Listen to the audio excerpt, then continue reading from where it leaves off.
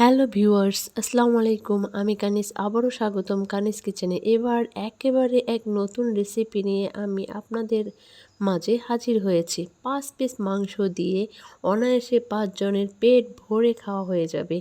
Broiler মুরগির মাংসের ঝুরি বোনা, সেরা স্বাদের ঝুরি বোনা। এটি হলে আর কোনো কিছুর প্রয়োজনই হয় না।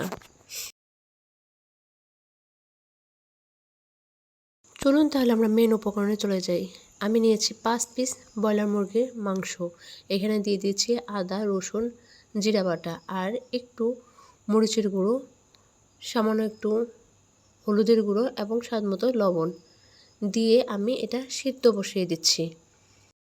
এখন আমি সিদ্ধ হওয়ার জন্য ঢাকনা দিয়ে ঢেকে দিব। ঢেকে দিয়ে কিছুক্ষণ জাল দেওয়ার পর ঢাকনা খুলে দেখুন আমার মাংস সিদ্ধ হয়ে গিয়েছে। এখন আমি হালকা করে শিলপাটায় ছেঁচে নিব। দেখুন আমি কিভাবে ছেঁচে নিয়েছি। দেখুন আমার সবগুলো ছেঁচা হয়ে গিয়েছে। ঠিক এইভাবেই ছেঁচে নিলে হবে। মুরগির মাংস বেশি ছেঁচা যাবে না, হালকা করে ছেঁচে নিলেই হবে। এদিকে আমি গ্যাসে কড়াই বসিয়ে দিয়েছি। কড়াই গরম হয়ে আসলে আমি এখানে 4 টেবিল চামচ তেল দিয়ে দিব। তেল গরম হয়ে আসলে আমি একটু বেশি করে পেঁয়াজ কুচি দিয়ে দিব আর 6-7টা মরিচ ফালি করা আমি দিয়ে দিব। দিয়ে নেড়েচেড়ে একটু ভেজে নেব।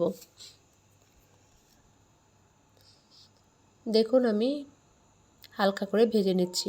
হালকা লাল হয়ে আসলে এখানে আমি 1 চা চামচ আদা বাটা, 1.5 চা চামচ রসুন বাটা এবং 1 চা চামচ জিরা বাটা দিয়ে দিব। দিয়ে আমি নেড়েচেড়ে ভেজে নেব। দেখুন একটু নেড়েচেড়ে ভেজে নিয়ে এখন আমি এখানে 1 চামচ মরিচ গুঁড়ো, 1/2 চামচ হলুদ গুঁড়ো এবং স্বাদ মতো লবণ দিয়ে দিব। আমি আগেও মাংসে লবণ দিয়েছি সিদ্ধ করার সময়। এখন আমি এখানে পরিমাণ মতে একটু কম দিব। দিয়ে আমি ভালো করে কষিয়ে নেব। দেখুন আমার কষানো হয়ে আসলে এখন আমি ঝুরা মাংসগুলো দিয়ে আবার ভালো করে কষিয়ে নেব। দেখুন ভালো করে নেড়েচেড়ে নিচ্ছি। নিয়ে আমি এখানে এখন সামান্য একটু গরম পানি দিয়ে দিচ্ছি। গরম পানি দিয়ে আবারও একটু নেড়েচেড়ে কষিয়ে নিব। নিয়ে আমি ঢাকনা দিয়ে ঢেকে দিচ্ছি। কিছুক্ষণ পর ঢাকনা খুলে আবারও ভালো করে নেড়েচেড়ে দিব। দেখুন প্রায় আমার মাংস ঝোড়াটা হয়ে গিয়েছে। দেখুন প্রায় আমার মাংস ঝোড়া হয়ে গিয়েছে।